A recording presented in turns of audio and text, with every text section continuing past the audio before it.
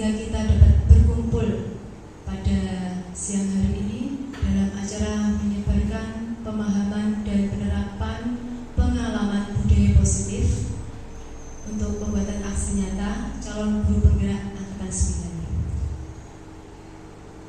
9. Tidak lupa sholawat serta salam kita haturkan pada junjungan kita Nabi Agung Muhammad Sallallahu Alaihi Wasallam yang kita nantikan syafaatnya nanti di yaumul qiyamah. Amin Allahumma amin. Baik Bapak Ibu guru, ya, Bapak Ibu guru hebat. Pada kesempatan kali ini saya ucapkan terima kasih kepada Bapak Ibu guru karena sudah meluangkan waktunya untuk acara pada pagi hari ini, ya, yaitu menyebarkan pemahaman dan penerapan pengalaman budaya positif. Ya. Sebelum kita mulai, ya, saya ingin bertanya dulu pada Bapak Ibu guru, ya, tentang budaya positif. Ya. Menurut Bapak Ibu guru, kira-kira budaya positif, ya, itu seperti apa, ya, sebelum kita mulai? Mungkin Bu Titin, ya, budaya positif menurut Bu Titin. Budaya positif kalau menurut saya pribadi adalah membiasakan hal-hal keseharian yang positif. Kalau saya dari guru agama, mungkin kebiasaan dari dalam lingkup sekolah, misalnya doa bersama pagi hari, sholat berjamaah tiap harinya, ya seperti itu Bu. Ya, terima kasih Bu Titin. Dari nilai agama, ya Bu Titin, ya. Baik, menurut Pak Jusran, ya Pak, budaya positif. Terima kasih. Budaya positif di sini menurut kami dalam kehidupan sehari-harinya melatih kedisiplinan siswa, tapi dalam artian kita tidak memaksa pilihan dari siswa itu sendiri. Seperti itu. Terima kasih. Baik, itu sekilas tentang budaya positif menurut Bu Titi dan Pak Ali Yusron, ya, hampir sama. Jadi budaya positif itu merupakan kebiasaan-kebiasaan positif yang kita terapkan pada anak, ya, pada anak didik kita, yang dari lubuk hatinya, ya, tidak dengan paksaan untuk menerapkan budaya positif itu. Baik. Untuk mengetahui budaya positif itu apa, ya, kita nanti akan belajar tentang konsep inti dari budaya positif itu sendiri. Jadi budaya positif itu ada perubahan paradigma belajar, ya. Kemudian ada disiplin positif. Selanjutnya nilai-nilai kebajikan. Kemudian kebutuhan dasar manusia. Motivasi perilaku manusia. Yang kelima adalah posisi kontrol guru. Kemudian keyakinan kelas dan segitiga restitusi. Nah, dari kedelapan konsep inti budaya positif ini nanti kita bahas satu persatu, ya, Bapak Ibu guru, ya. Sebelumnya ada miskonsepsi tentang teori kontrol, ya. Miskonsepsi itu kesalahpahaman atau salah kaprah gitu yang diterapkan guru untuk murid, ya, sehari-hari. Ini ada ilusi guru mengontrol murid, kemudian ilusi bahwa kritik dan membuat rasa bersalah mampu menguatkan karakter. Nah, jika ada siswa yang kita kritik itu karakternya akan kuat. Nah, ini termasuk ilusi, ya. Kemudian ilusi bahwa semua penguatan positif itu efektif dan bermanfaat, ya. Ini kadang anak-anak ada yang diberi penguatan, ya, tapi justru itu malah sebuah ilusi saja, ya. Jadi setiap anak itu berbeda. Kemudian ilusi bahwa orang dewasa berhak memaksa. Di sini orang dewasa yang dimaksud adalah kita sebagai guru itu berhak memaksa pada siswa. Nah, itu ternyata hanya sebuah ilusi, ya. Kita tidak berhak untuk memaksa meskipun itu adalah anak didik kita. Nah, ini kita bahas ilusi guru mengontrol murid.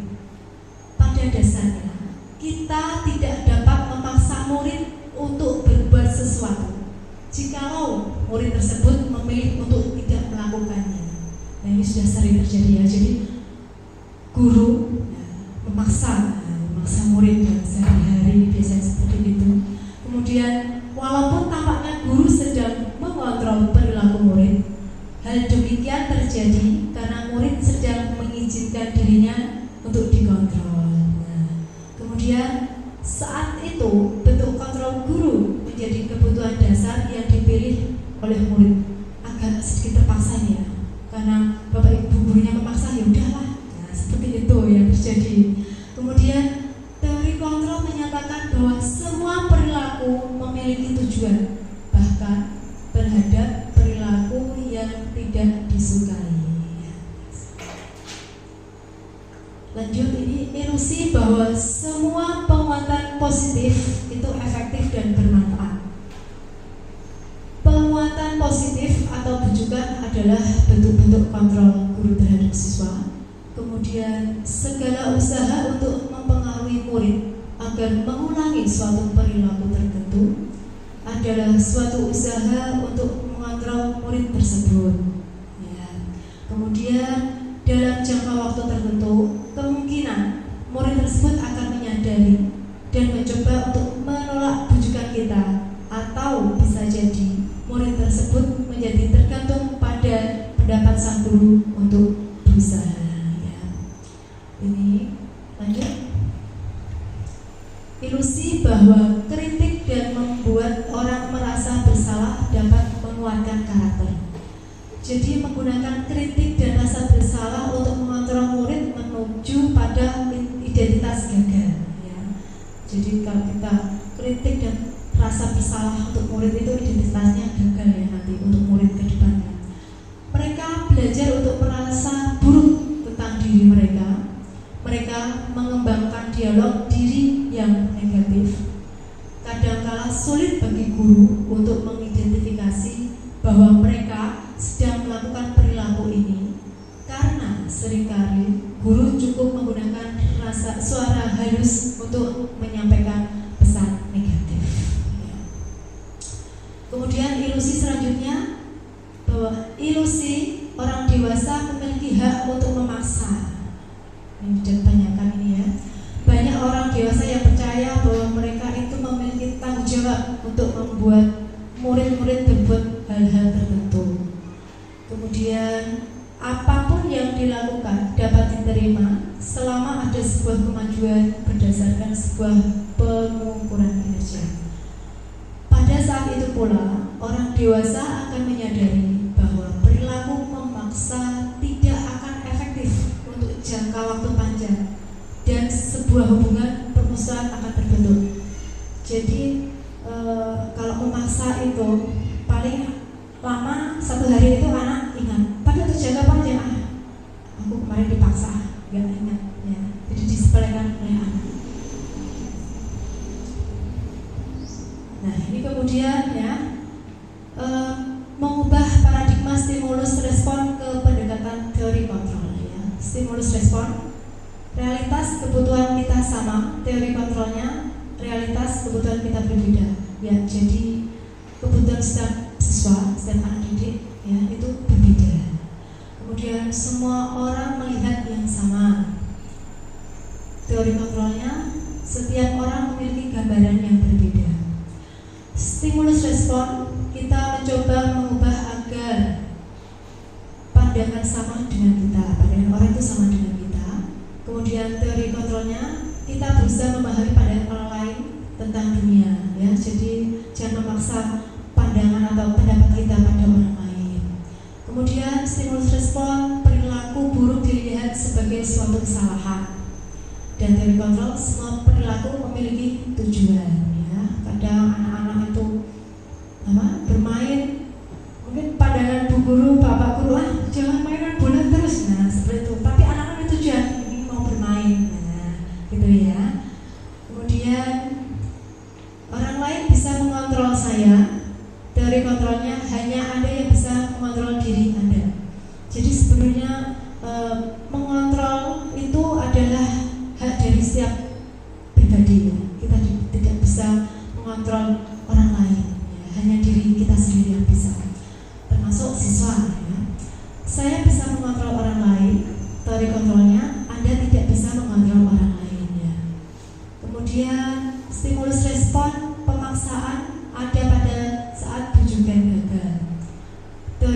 kontrolnya, kolaborasi dan konsensus menciptakan pilihan-pilihan baru. Stimulus respon, model berpikir menang atau kalah. Teori kontrolnya, model berpikir menang-menang. Nah, ini konsep inti dari budaya positif berikutnya adalah disiplin positif. Nah, disiplin positif. Kata disiplin sendiri itu berasal dari kata disiplina, ya, yang berarti pembelajaran. Jadi disiplin itu mencerminkan pengendalian diri, ya, dalam hal ini adalah siswa itu bertanggung jawab terhadap tindakan yang dia lakukan sesuai dengan nilai-nilai yang dia yakini. Jadi disiplin positif adalah metode untuk meningkatkan kesadaran siswa tanpa penghargaan, ancaman, atau hukuman. Ini memperdayakan peserta didik secara efektif dan membangun kesadaran yang lebih baik. Jadi sedini mungkin, ya, kita menerapkan disiplin positif dalam diri anak agar anak tidak merasa tertekan, tapi itu memang berasal dari dirinya sendiri, ya. Nah, ini sebagai pendidik, ya, kita sebagai pendidik, khususnya guru SD Pataden ini, tujuan utama kita adalah membentuk peserta didik yang memiliki kedisiplinan tinggi, sehingga perilaku mereka mencerminkan nilai-nilai kebajikan universal dan memotivasi diri untuk mengubah perilaku mereka ke arah yang lebih baik secara internal. Nah, tujuan disiplin positif, ya, ini ada beberapa tujuan dari disiplin positif yang kita terapkan nanti pada peserta didik kita.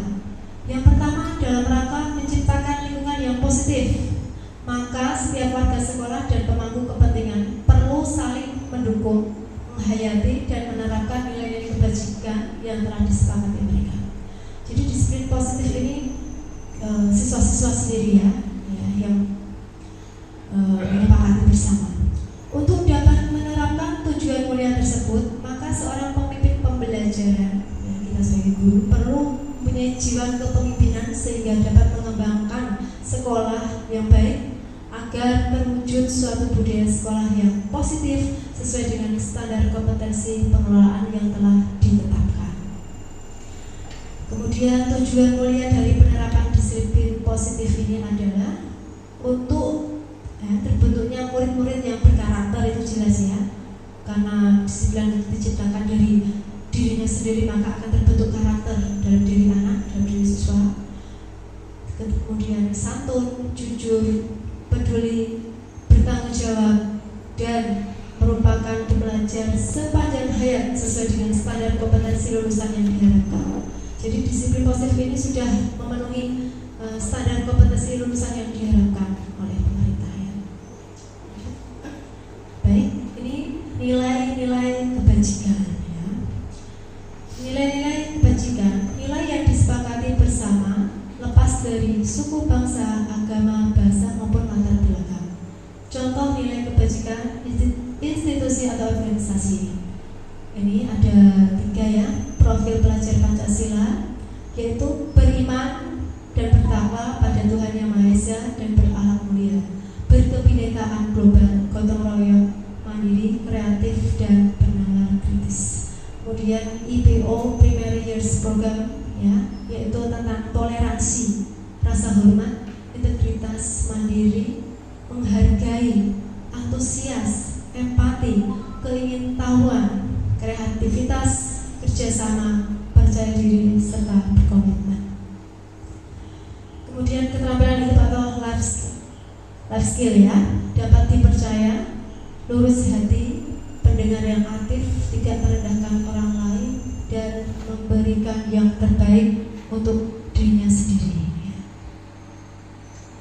Nah, selanjutnya konsep inti dari budaya positif ada kebutuhan dasar manusia. Nah, kebutuhan dasar manusia adalah segala sesuatu yang kita lakukan untuk mendapatkan apa yang kita inginkan. Seluruh tindakan yang kita lakukan memiliki tujuan tertentu, dan semua usaha terbaik yang kita lakukan adalah dalam rangka agar kebutuhan dasar kita terpenuhi dengan baik. Sebelum slide selanjutnya dilanjutkan, kebutuhan dasar manusia,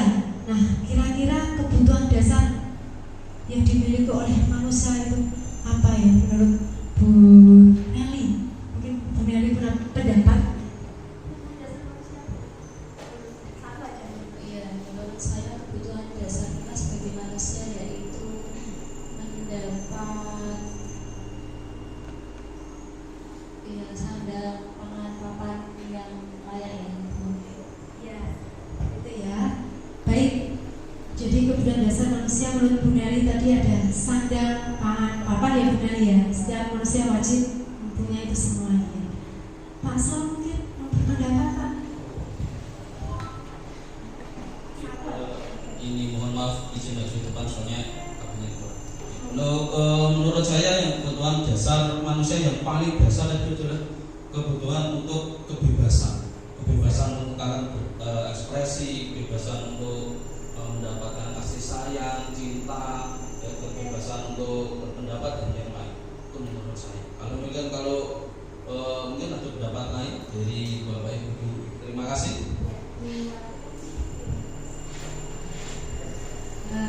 Bu Riani ya, mau berikan pendapat Bu Riani tentang dasar manusia Bu Riani.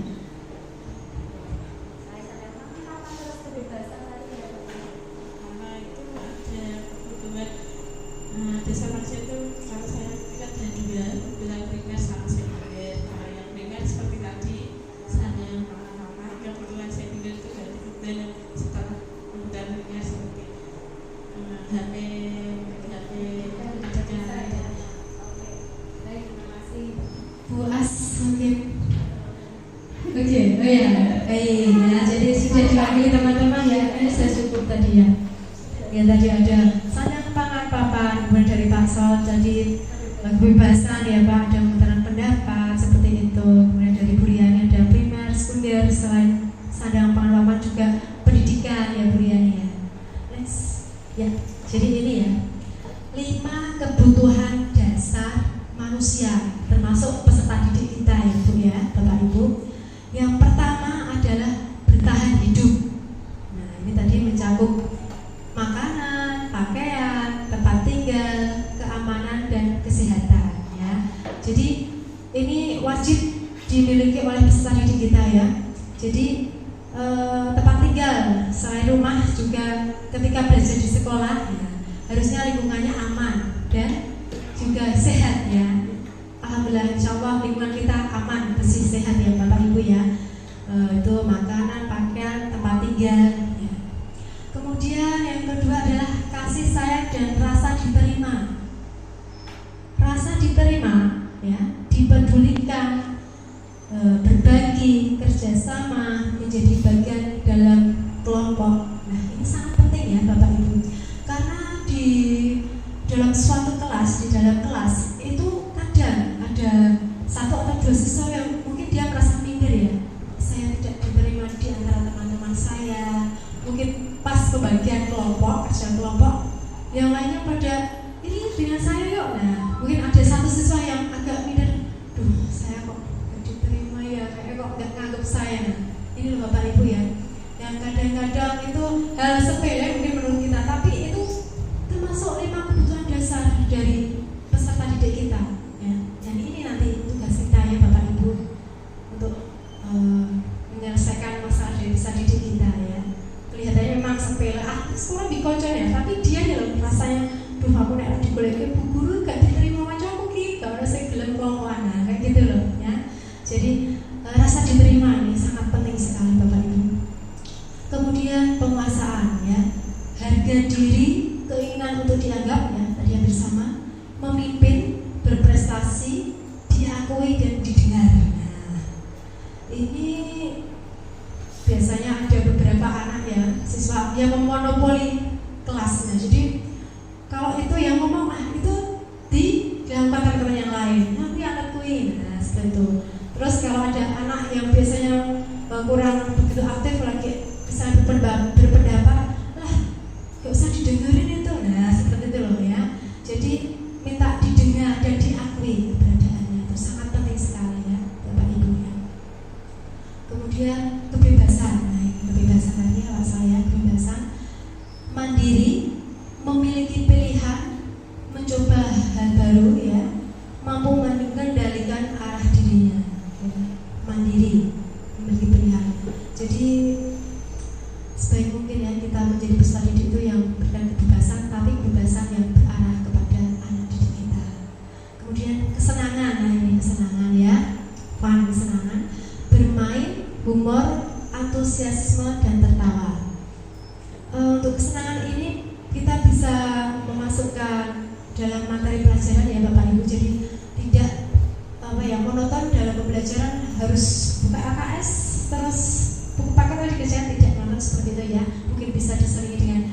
game kecil seperti ya SPG gitu ya, SPG gitu. Terus bisa mungkin mencari kata ya, coba cari kata dibentuk seperti apa baris gitu. Kemarin sudah saya terapkan di kelas 6 kemarin ya, bisa tepuk-tepuk. Nah itu kan anak-anak senang di itu ya, sampai video itu juga bisa ya. Yang penting anak itu senang. Nah, masih tadi ya. Baik, nah ini tadi 5 kebutuhan dasar manusia. Nah menurut Bapak Ibu guru ya, ini kan ada 5 kebutuhan dasar. Kalau misalnya ini salah 1, salah 2, atau salah 3 misalnya dari 5 kebutuhan dasar ini tidak dipenuhi ya, tidak didapatkan oleh peserta didik kita, kira-kira apa ya yang terjadi Bapak Ibu? Kira-kira apa yang terjadi? Pak Sal, monggo Pak Sal ya. Apakah layak disebut manusia Pak? Ini kan 5 kebutuhan dasar ya. Kira-kira kalau mungkin aku nggak punya kesenangan, nggak tahu senang belajar, tidak minat dengan apapun, misalnya pemain anak-anak bisa suka main-main tapi kok musuh terus, gak senang ngobrol, kok yang bermasalah apa ya Pak Kira-kira? Ya, terima kasih atas waktunya. Mungkin kalau dari 5 kebutuhan dasar manusia ini kurang, yang kurang itu akan berpengaruh dalam kehidupan sehari-hari. Misalkan kalau kita ambil dari siswa, kalau ada yang kurang ini mungkin dalam pembelajaran, proses pembelajarannya itu akan kurang bersemangat. Jadi proses pembelajarannya akan menjadi tidak menyenangkan. Mungkin misalkan kalau kebebasannya itu dikekang, dia bisa mengekspresikan ekspresi dirinya sendiri, itu kan mungkin akan anaknya pun akan mau mengungkapkan pendapatnya pun akan kesulitan, tidak berani karena sebelum mengucapkan pun akan sudah dibatasi. Yang kedua kan misalkan kalau kesenangannya itu tidak ada ya, dalam pembelajaran kok monoton, tidak ada misalkan bermainnya, pembelajaran sambil bermain, atau misalkan pembatasan dalam pembelajaran tadi, misalkan ada ketawa sedikit, ada yang lucu kan kok langsung diam fokus dan lain-lain, kan anaknya pun akan mungkin tertekannya itu yang menjadikan anaknya mungkin tidak bisa mengoptimalkan potensi yang ada di dirinya sendiri. Itu menurut saya. Terima kasih. Baik, itu dari Pak Solehan ya. Jadi dapat dia bergaris besar 5 kebutuhan dasar manusia ini harus ada ya Pak, harus ya, memang ya harus ada dan seimbang ya dari sini. Kalau salah satunya tidak ada misalnya, ya mungkin ya tetap manusia Pak, tapi belum jadi manusia seutuhnya mungkin gitu. Nah gitu, ya betul sekali ya. Tetaplah manusia lah ya, tapi itu tadi ya. Ya next. Baik, nah ini motivasi perilaku manusia. Ya, jadi seorang manusia ya, murid ya peserta didik ini, dalam ini peserta didik, dia itu berperilaku sehari-hari tetap ada motivasi. Ya, kira-kira motivasinya apa ya? Yang pertama itu untuk menghindari ketidaknyamanan atau hukuman. Nah ini ya, motivasinya untuk, kemudian yang kedua untuk mendapatkan imbalan atau penghargaan dari orang lain. Nah kalau kedua motivasi ini ekstrinsik ya, dari luar. Misalnya berangkat pagi, biar nanti gak dihukum. Nah, padahal itu kan memang untuk kebutuhan dirinya sendiri kan, harus disadari dari dirinya sendiri ya. Tapi kebanyakan mungkin karena takut ya, hukuman mungkin ya. Nah itu satu dan dua itu motivasi ekstrinsik dari luar. Kemudian yang ketiga adalah untuk menjadi orang yang mereka inginkan dan menghargai diri sendiri dengan nilai-nilai yang mereka percaya. Nah ini Bapak Ibu, motivasi intrinsik ini yang wajib, ini kewajiban kita sebagai Bapak Ibu guru untuk memupuknya ya di dalam diri anak. Seharusnya seperti ini ya, motivasi dari dalam dirinya sendiri. Jangan motivasi ekstrinsik karena hukuman atau biar dapat imbalan, atau nanti biar dapat predikat siswa paling baru disiplin berangkat sekarang misalnya gitu. Nah dipuji temannya gitu, bukan ya. Mari kita berikan motivasi, kita membantu peserta didik kita agar tumbuh motivasi intrinsik dalam diri mereka. Gitu ya Bapak Ibu ya. Next. Nah, ini menurut Bapak Ibu, dari ketiga jenis motivasi tadi, motivasi manakah yang saat ini paling banyak mendasari perilaku murid-murid kita di sekolah? Yang mana Bu Arti? Yang tadi motivasi tadi ya? Yang banyak di sekolah kita ya? Ekspresif. Ya, hukuman itu. Hukuman itu ya Bu ya? Oke, jadi menurut pandangan Bu Arti, murid-murid ini karena itu takut hukuman ya, makanya dia, nah itu tertarik sifatnya bagus ya. Lanjut coba Bu Niswa, menurut Bu Niswa kira-kira motivasi apa ya?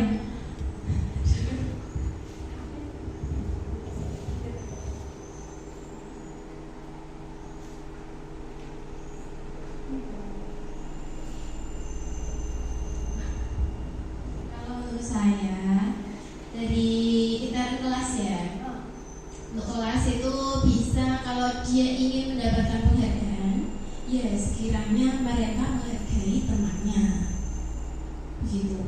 Jadi untuk menjadi orang yang mereka inginkan, ya saling menghargai diri sendiri dengan orang lain. Jadi ada hubungan timbal balik antara satu sama lainnya. Gitu ya. Kemudian Bu Asrafah mungkin yang ditemui Bu Asrafah, motivasi siswa kita selama ini menurut Bu Asrafah? Kalau menurut saya, yang selama ini saya amati gitu, murid-murid itu motivasi perilaku manusia itu untuk menghindari hukuman saja.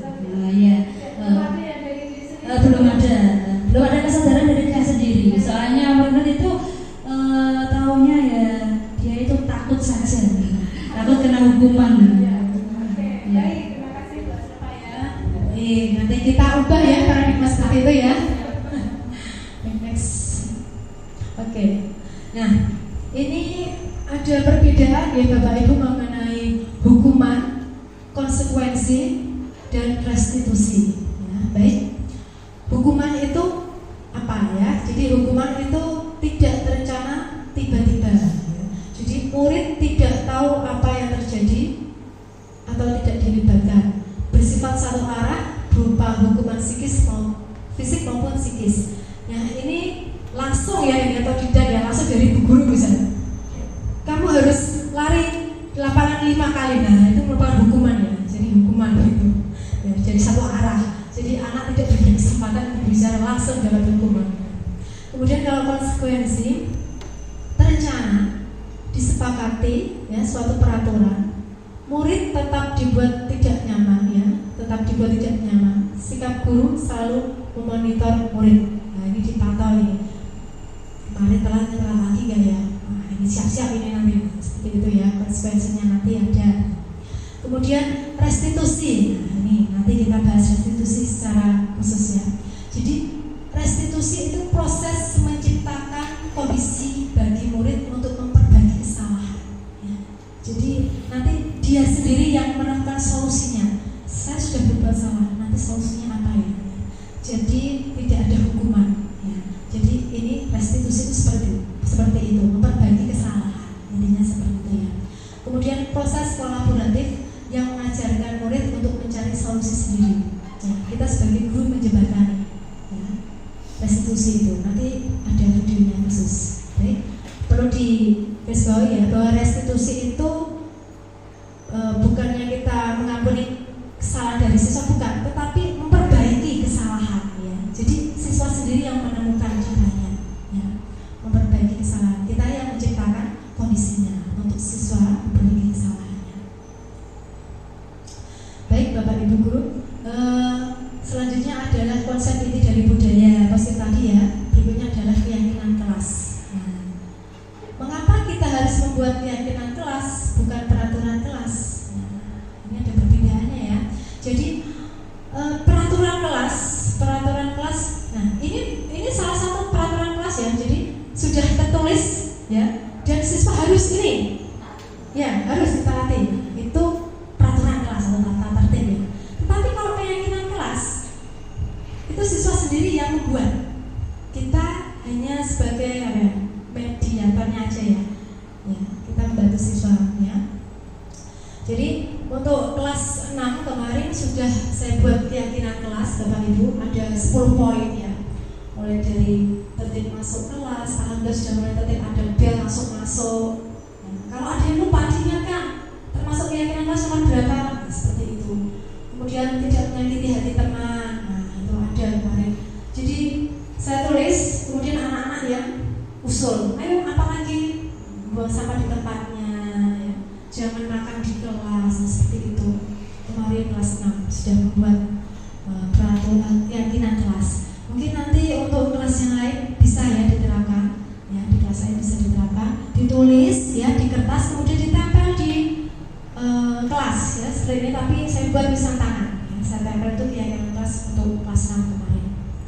Baik, ini keyakinan kelas itu membentuk keyakinan kelas ya lebih penting daripada hanya memiliki peraturan kelas. Ya. Karena keyakinan adalah fondasi yang kuat untuk mendorong tindakan positif dari dalam individu. Ya, karena yang membuat dirinya sendiri. Ya. Kalau itu kan udah langsung, nah ini loh, baca, yuk dipatuhin, seperti itu kan. Kemudian keyakinan kelas itu mencakup nilai-nilai kebajikan universal yang disepakati secara tersirat dan tersurat seperti keselamatan dan kesehatan yang tidak terbatas oleh latar belakang suku, negara, bahasa, atau agama. Keyakinan ini memiliki kekuatan untuk memotivasi siswa secara lebih efektif daripada sekedar mengikuti aturan tertulis. Baik, ini cara membentuk keyakinan kelas ya, atau pembentukan keyakinan kelas ya. Keyakinan kelas bersifat lebih abstrak daripada peraturan yang lebih rinci dan konkret. Keyakinan kelas berupa pernyataan-pernyataan universal. Pernyataan keyakinan kelas senantiasa dibuat dalam bentuk positif. Ya. Keyakinan kelas hendaknya tidak terlalu banyak sehingga mudah diingat dan dipahami oleh semua warga kelas. Ya. Keyakinan kelas sebaiknya sesuatu yang dapat diterapkan di lingkungan tersebut. Kemudian semua warga kelas hendaknya ikut berkontribusi dalam pembuatan keyakinan kelas lewat kegiatan curah pendapat. Ya tadi anak-anak pada usul ya. Apalagi, nah keyakinan kelas apalagi ini yang perlu ditulis seperti itu. Kemudian bersedia meninjau kembali keyakinan kelas dari waktu ke waktu, ya, secara berkala dicek. Ini apa sudah dilakukan? Yang nomor ini, ya, kemudian seterusnya atau ditinjau ulang. Baik, ini Bapak Ibu Guru sebelum kita lanjut ini ada studi kasus ya. Studi kasus saya bacakan dulu ya. Raffi kurang menguasai pelajaran matematika, sehingga pada saat pelajaran tersebut ya, pada saat pelajaran matematika berlangsung, dia lebih banyak terdiam, ya, berdiam diri atau menggambar di buku pelajarannya. Ada ya Bapak Ibu ya seperti itu ya? Ya, baik. Relate ya berarti ya, sesuai dengan kondisinya. Pada saat Bu Guru ya, Bu Nagita menanyakan sebuah pertanyaan pada Raffi ya. Raffi menjadi gugup. Gugup ya karena konsentrasinya malah digambar tadi ya. Gugup dan tidak sengaja menjatuhkan tasnya dari kursi, serta tiba-tiba menjadi gagap pada saat berupaya menjawab. Nah, seluruh kelas pun tertawa melihat perilaku Raffi ini tadi ya. Karena bicara gugup tadi ya, terkejut karena ditunjuk Bu Guru tadi. Nah, Bu Nagita pada saat itu membiarkan teman-teman Raffi menertawakan Raffi, dibiarkan saja. Jadi teman-teman sekolah itu mengejek Raffi itu dibiarkan, ya. Dan malahan minta Raffi untuk maju ke depan dan berdiri di depan kelas sambil memegang telinganya karena tidak bisa menjawab pertanyaan dari Bu Nagita. Kelas menjadi gaduh dan anak-anak pun tertawa melihat Raffi di kelas ya memegang ujung hidungnya itu. Ya. Menurut Bapak Ibu ini tindakan dari Bu Nagita terhadap Raffi itu bagaimana ya? Apakah sudah sesuai atau kurang atau bagaimana menurut Raffi? Ya, kalau menurut saya itu kurang baik karena itu bisa mematikan mental dari anak tersebut. Ya, kurang bagus ya Bapak ya. Bagus. Nah, menurut Bapak Ibu ya, tindakan Bu Nagita terhadap Raffi ada sebuah hukuman atau konsekuensi. Ya. Mengapa? Pak Jus, kira-kira itu termasuk hukuman atau konsekuensi, Pak? Kalau itu adalah hukuman, karena yang namanya konsekuensi itu kan sudah dibahas sebelumnya, sudah disepakati sebelumnya dan sesuai dengan kesepakatannya. Karena itu kan secara tiba-tiba, itu merupakan hukuman. Baik, ya tadi berarti sikapnya Bunda Gita terhadap Raffi tadi adalah sebuah hukuman ya. Itu seharusnya dihindari oleh Bapak Ibu guru ya. Jadi jangan seperti itu. Baik, next. Nah, baik, dalam menyelesaikan sebuah masalah yang dialami oleh peserta didik, ya, kita sebagai seorang guru itu memiliki 5 posisi kontrol. Ya. Jadi tadi ya dari konsep inti budaya positif itu salah satunya ada posisi kontrol seorang guru. Nah, ini ada 5 posisi kontrol kita ketika menghadapi siswa yang bermasalah. Ini ada 5 posisi kita ya Bapak Ibu. Yang pertama, posisi guru sebagai penghukum. Nah, yang kedua, pembuat merasa bersalah. Kemudian sebagai teman ya, guru sebagai teman. Kemudian posisi kontrol guru sebagai pemantau dan posisi guru sebagai seorang manajer.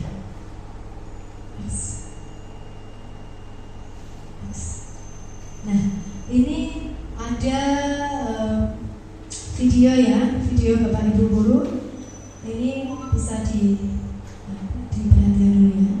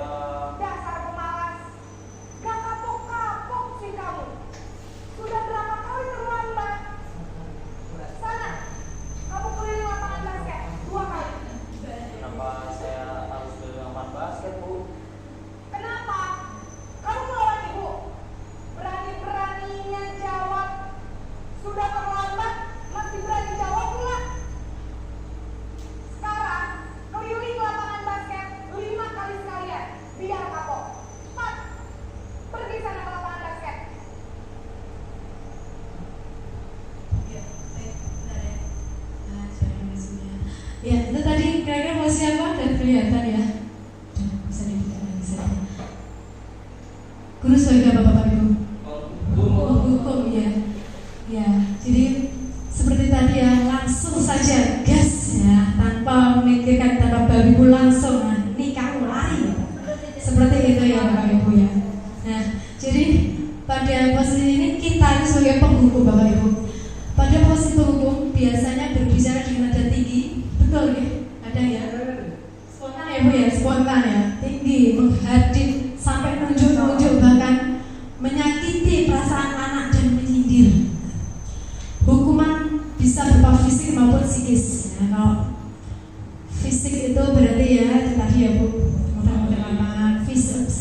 tadi ya, kamu malas kamu, dasar nah seperti itu ya, itu psikis anak nanti dampaknya Bu ya.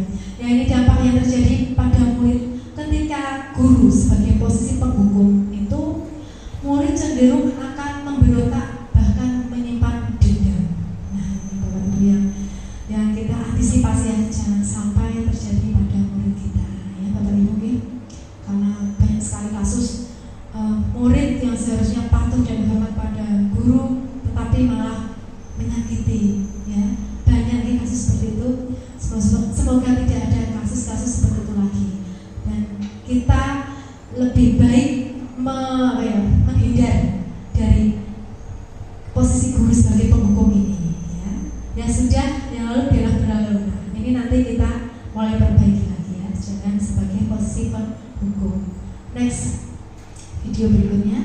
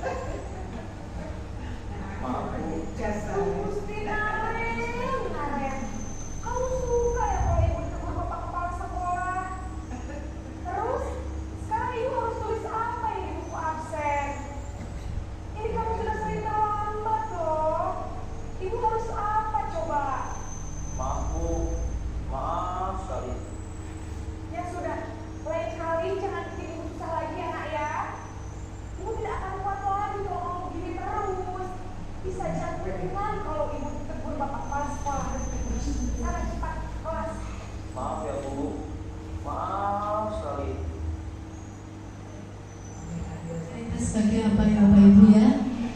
Nah, ini posisi guru sebagai pembuat rasa bersalah ya. Posisi pembuat rasa bersalah berbicara dengan nada yang tenang. Tadi sudah tenang ya. Nah, habis ya. Cenderung lembut betul ya. Namun kata-kata yang diutarakan membuat murid merasa menjadi orang yang gagal ya. Memandang dirinya itu buruk ya. Merasa tidak berharga dan tidak sanggup membagikan orang lain. Jadi murid merasa sering mengecewakan Bu Guru sih, Bu Guru nanti dimarahi kepala sekolah, nah itu loh ya kan, tadi Bu Gurunya bilang nanti saya dimarahi kepala sekolah, nah itu loh, itu yang membuat rasa bersalah di murid itu nanti ya. Ketika guru mengambil posisi pembuat rasa bersalah, murid akan menganggap dirinya yang bersalah namanya, dan akan menyimpan emosi negatif tersebut di dalam dirinya. Nah ini juga kurang tepat ya Bapak Ibu ya, karena tadi murid beranggapan bahwa gara-gara dia Bu Guru jadi sedih, disalahkan kepala sekolah, disalahkan guru-guru yang lain. Pripun sih niku Bu Asrofa kok malah do telat bae kelas 3 misalnya gitu ya. Seperti itu kan, nanti Bu Asrofa disalahkan dengan Bapak Ibu atau kepala sekolah ditegur misalnya seperti itu. Tuh muridnya Bu Asrofa telat bae. Gitu ya. Contoh tadi. Lanjut next, posisi berikutnya.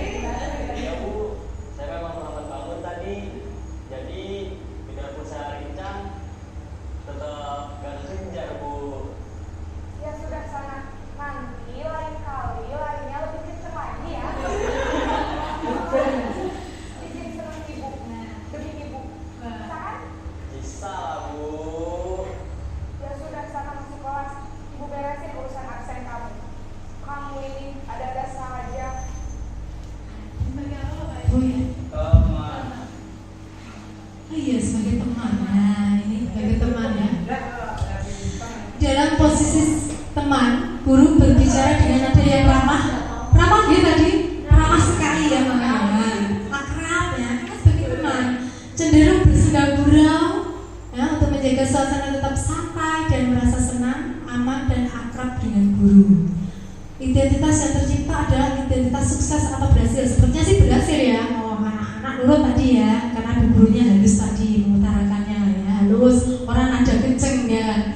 Namun perlu diingat, karena ini masih dorongan eksternal, maka ada faktor ketergantungan dari murid kepada orang tertentu. Nah, kalau kita sebagai teman, posisi teman dengan anak, nanti anak akan manja, gitu ya. Kekurangannya itu Bapak Ibu ya. Iya, karena manja dan menyampaikan ya. Nah, itu. Terus di sini iya. Itu merek sayangnya Buniswa ya itu ya. Iya. Di sini murid memang akan mengikuti perintah dari bu gurunya tadi ya, memang. Sehingga di lain waktu bisa berperilaku baik, namun hanya kepada bu guru itu tadi saja. Nah, dia ketergantungan. Nurut sama Buniswa misalnya. Mas Arisya kan anak punya Buniswa ya. Dibela misalnya terlambat ke sini nak, nggak apa-apa ya, gampang, nggak apa-apa ya. Berangkat jam 9 nggak apa-apa, tetap bisa ya Buniswa misalnya. Tapi cuma nurutnya ke Buniswa. Nah, mungkin kalau sama Bu Wati ya misalnya, mungkin Mas Adrianya agak belum artis ya, misalnya seperti itu. Nanti ada kesenjangan ya malah ya, dengan Buniswa nurut, dengan Bu Wati atau membangkang ya, misalnya. Jadi kelihatannya sih covernya bagus ya, anak nurut iya, tapi itu masih dorongan eksternal ya Bapak Ibu ya, karena tadi menganggap bu gurunya sebagai teman tadi ya. Baik, next. Nah, ini video berikutnya.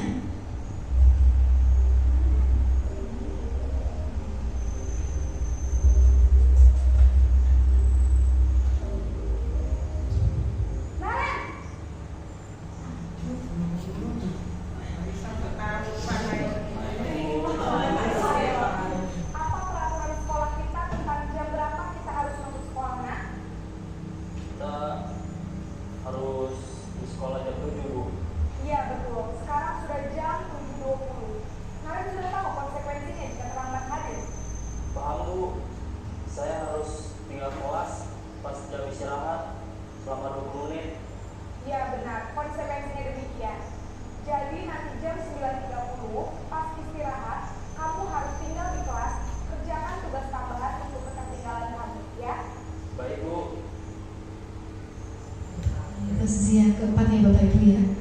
Baik, sebagai pemantau. Jadi Bapak Ibu guru merinci, kamu harus datang itu sebenarnya jam berapa?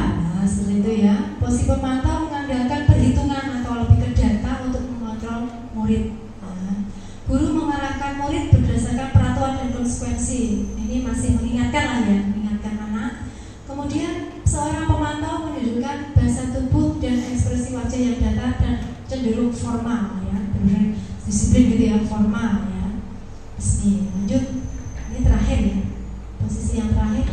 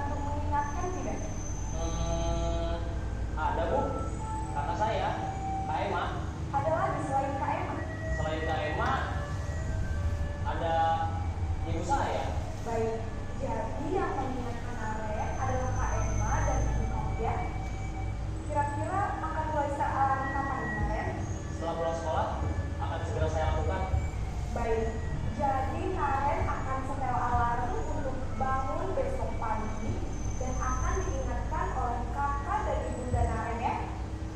Ada lagi yang mungkin perlu dilakukan Naren agar tidak terlambat bangun lagi? Tidak ada nih. Baik Naren, terima kasih untuk kerjasama kamu. Sekarang kamu perlu kembali ke kelas untuk belajar. Baik Bu, terima kasih. Terus yang terakhir ya. Nah, ini posisi guru sebagai manajer. Baik. Posisi sebagai manajer ini ya, posisi kontrol yang disarankan untuk membimbing peserta didik. Ya. Murid memiliki sikap disiplin yang positif, yaitu mandiri, bertanggung jawab dan menyelesaikan masalah. Betul ya? Tadi diajak diskusi sebentar untuk menyelesaikan masalahnya sendiri. Karena kamu ini terlambat, kira-kira apa nanti yang kamu lakukan? Seperti itu ya. Tujuan dari posisi ini adalah agar murid dapat bereaksi atas tindakannya. Ya, harus ada reaksinya ya. Kemudian guru akan dengan tulus memberikan pertanyaan-pertanyaan bermakna sehingga murid tersebut dapat belajar dari kesalahannya dan mencari sebuah solusi untuk menyelesaikannya. Nah, ini Bapak Ibu ya.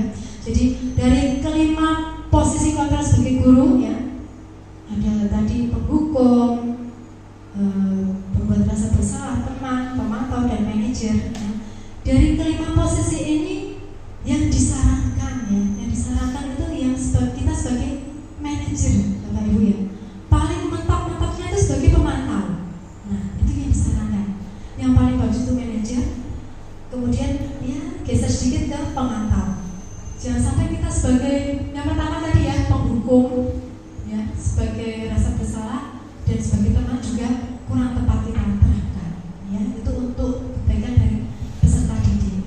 Nah, kemarin dalam diskusi dengan kelompok saya ya, sempat saya tanya seperti ini, apakah posisi manajer dan pemantau itu sesuai dengan karakter siswa atau seluruhnya? Saya bilang begitu. Karena setiap siswa kan beda ya Bapak Ibu ya kan beda kan. Nah, karena di sekolah kita juga ada siswa yang spesial ya Bapak Ibu ya, luar biasa. Nah, itu kira-kira gimana ini? Kita terapkan posisi yang manajer gitu. Iya. Karena selama ini ya saya juga baru sadar Bapak Ibu ya Allah. Karena setelah saya pelajari terima posisi ini, saya justru malah merasa bersalah Bapak Ibu. Ya Allah, berarti selama ini aku tukang hukum aja terus ya. Nah, seperti lo kadang gini. Mungkin kadang saya tuh merasa bersalah dan ingin belajar perbaiki kesalahan gitu, seperti itu. Nah, kalau ada murid-murid yang spesial itu bagaimana ya? Nah, ternyata setelah diskusi tetap harus dengan posisi manajer dan sebagai pemantau tadi ya, jangan dihukum gitu ya. Ya nggak boleh Bu, nggak boleh ya. Baik, agar makin mahir membedakan 5 posisi kontrol guru tadi ya, kelima tadi. Coba tebak Bapak Ibu ya, pernyataan berikut termasuk posisi yang mana? Ya, next. Saya kecewa sekali dengan kamu. Nah, ini apa ini kira-kira? Ya? Membuat rasa bersalah. Rasa bersalah. Oke, bisa ya. Saya kecewa sekali dengan kamu. Kecewa sekali ya, itu tadi ya. Buat kecewa sehingga dimarahi. Oke. Iya. Ini. Kamu tidak pernah melakukan hal itu. Hukum ya, bisa ya. Jadi langsung menjadi kamu tuh gak pernah melakukan hal yang benar. Ayolah, lakukan demi Bu Guru ya. Teman, ini jelas ya, kan halus tadi ya, Bu Risma dengan Mas Arya tadi ya. Ayolah, Mas Arya, kali-kali jangan marah, mau setelah seminggu kok ya, Ben, emosi, memang. Misalnya gitu ya Bu Risma ya. Terus ini, kamu gak bakal dapat nilai ya, gak bakal dapat nilai jika tidak mengerjakan PR. Ini apa? Bapak Ibu. Mantap ya, karena menggunakan ini tadi PR sebagai acuan tadi ya. Data nilai ya. Kalau kita nilai itu menurut kabeh ya. Jadi kita sebagai pemantau ya. Itu boleh Pak disarankan ya, karena tadi bergeser dari manajer ke pemantau boleh. Baik. Nah, belajar segitiga restitusi Bapak Ibu ya, dari konsep inti budaya positif tadi. Ini ada segitiga restitusi ya, terakhir ya. Jadi segitiga restitusi adalah sebuah metode untuk menanamkan budaya positif pada anak. Ya, kita sebagai guru menciptakan kondisi bagaimana anak memperbaiki kesalahan yang telah dia lakukan. Itu ya, restitusi. Kemudian segitiga restitusi bukan untuk menebus kesalahan, namun untuk belajar dari kesalahan. Nah, jadi anak-anak bisa memperbaiki kesalahan yang selama ini dilakukan. Tujuannya untuk memperbaiki hubungan. Tindakan ini adalah tawaran, bukan paksaan. Ya. Kemudian restitusi menuntut untuk melihat ke dalam diri, mencari kebutuhan dasar yang mendasari tindakan, dan lebih berfokus pada karakter, ya, bukan tindakan, tapi di karakter siswa. Baik, ini dalam menyelesaikan masalah ini disarankan ya, itu menggunakan segitiga restitusi, di mana dalam segitiga restitusi itu ada 3 tahap. Ya. Yang pertama menstabilkan identitas, ini yang pertama. Kemudian yang kedua validasi tindakan yang salah, dan yang ketiga menanyakan keyakinan ya, untuk menyelesaikan masalah tadi loh. Apa sih keyakinanmu? Next. Menstabilkan identitas, memahami prinsip bahwa melakukan kesalahan merupakan bagian integral dari proses pembelajaran. Mengubah pandangan dari kegagalan menjadi kesuksesan. Nah, ini menstabilkan identitas contohnya seperti ini Bapak Ibu sudah ada ya.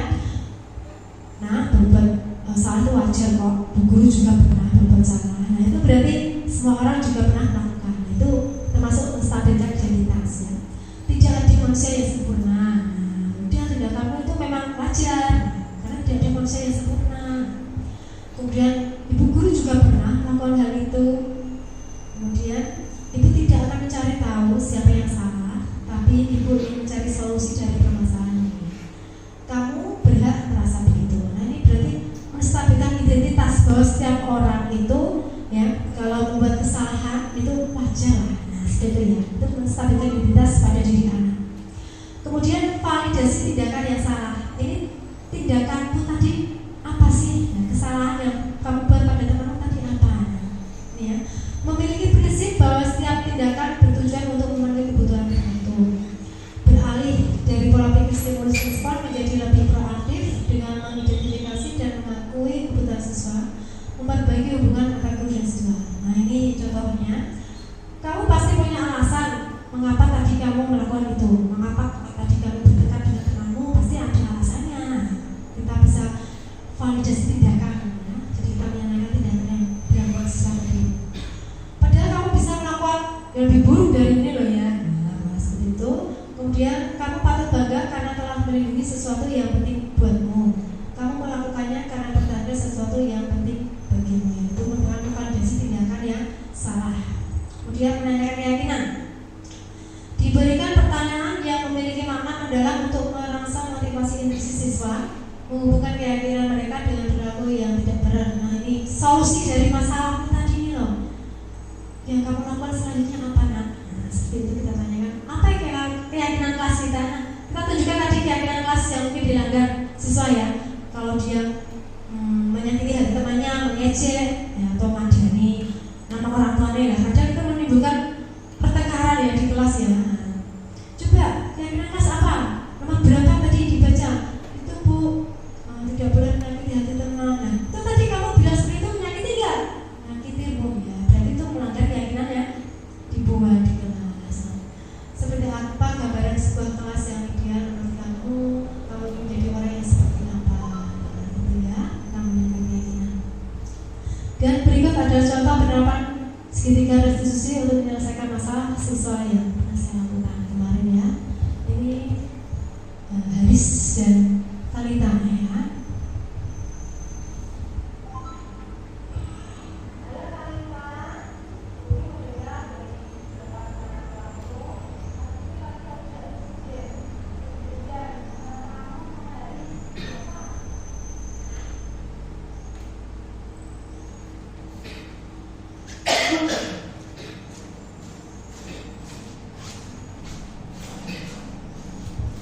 Baik, itu tadi videonya belum selesai. Sudah.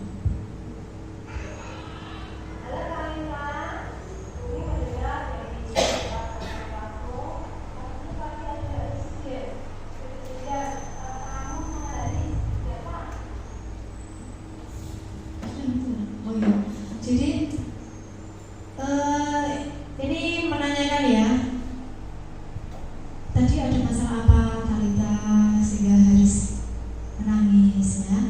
Iya Bu. Oke, bisa berikan identitas juga.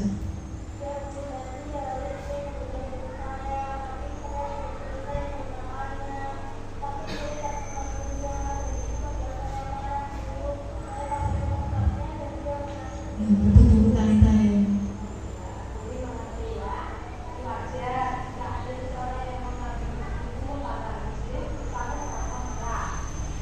Nah, itu stabilitas identitas. Jadi wajar ya jika Talita mengerjakan PR, tapi direbut Haris terus dia marah. Itu wajar ya. Itu namanya menstabilkan identitas. Wajar jika kamu marah ketika bukumu direbut Haris. Nah, seperti itu. Next, kalau ada tindakan yang salah.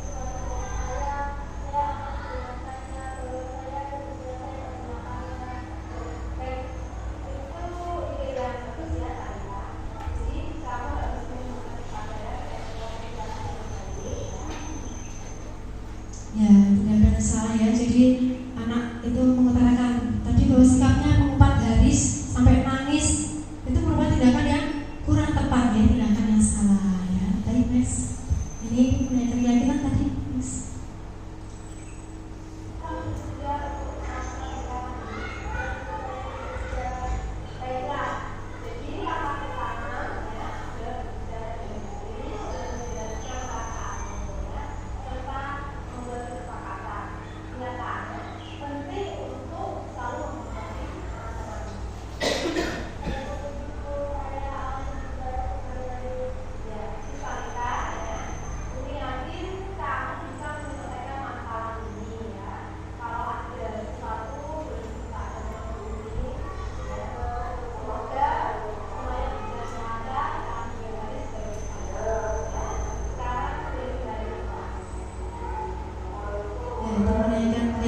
Jadi harus meskipun dia tadi sakit hati karena bukunya direbut Haris, tetap harus komunikasi ya.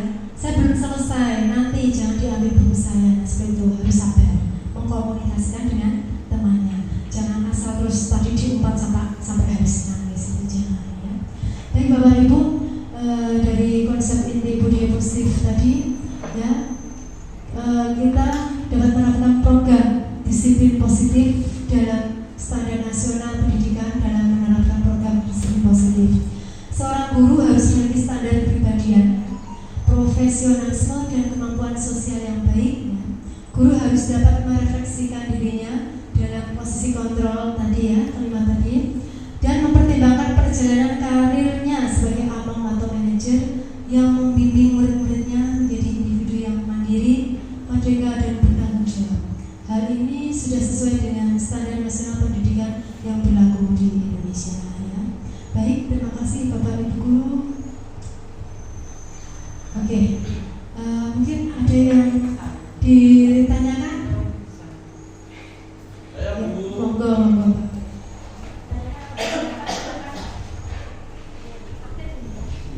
Terima kasih. Saya sebelumnya mau izin bertanya mengenai penerapan. Tadi kan kita membahas mengenai penerapan segitiga restitusi. Contoh konkret yang bisa kita terapkan itu selain tadi itu misalkannya seperti apa Bu? Untuk contoh selain yang disampaikan itu tadi, itu contohnya yang lainnya itu seperti apa mengenai penerapan segitiga restitusi pada siswa kita. Terus kira-kira manfaat yang didapatkan dari siswa dan guru yang lain dalam menerapkannya itu seperti apa? Terima kasih. Nah, itu tadi kasus dari Talita dan Haris tadi kan merobek jawaban tadi ya, tugas tadi ya semuanya. Nah ini kalau kelas 6 Pak, ini contoh ya Pak. Itu lebih seringnya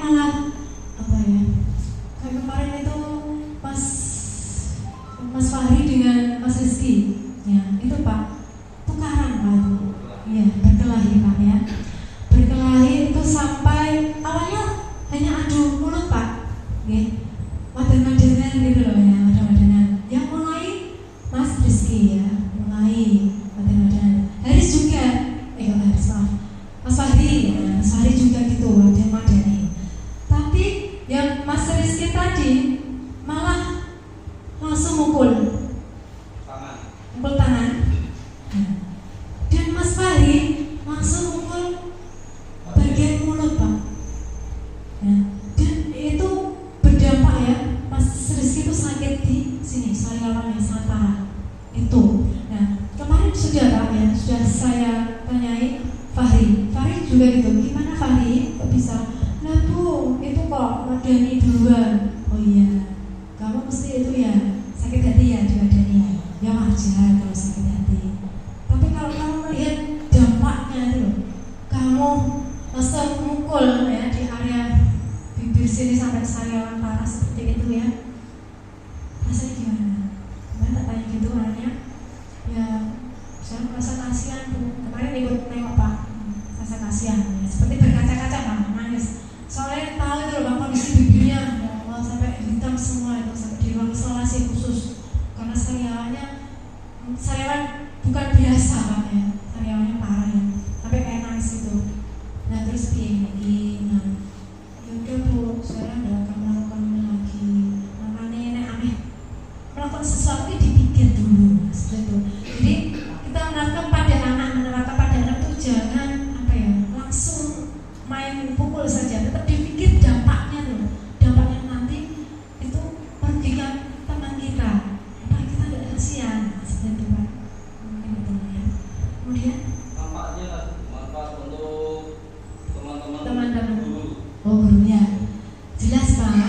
Jadi dengan mengetahui segitiga restitusi ini, kita akan mengetahui urutan ya, langkah-langkah kita sebagai guru dalam menyelesaikan masalah ya. Jadi Bapak Ibu guru sudah menerapkan seperti itu. Nah jadi harus urut ya Pak, ditanyai bisa gitu ya, tanyain awal mulanya kejadiannya bagaimana ya, yang mulai siapa, terus kalau seperti ini bagaimana cara memperbaikinya, seperti itu ya. Sangat bermanfaat sekali buat kita sebagai pendidik dalam menyelesaikan masalah yang dialami oleh anak didik kita, seperti itu. Terima kasih. Ya, mungkin ada yang ditanyakan lagi Bapak Ibu? Sudah cukup ya. Baik, sekian dari saya untuk tugas dari calon guru penggerak angkatan 9 tentang budaya positif. Wassalamualaikum warahmatullahi wabarakatuh.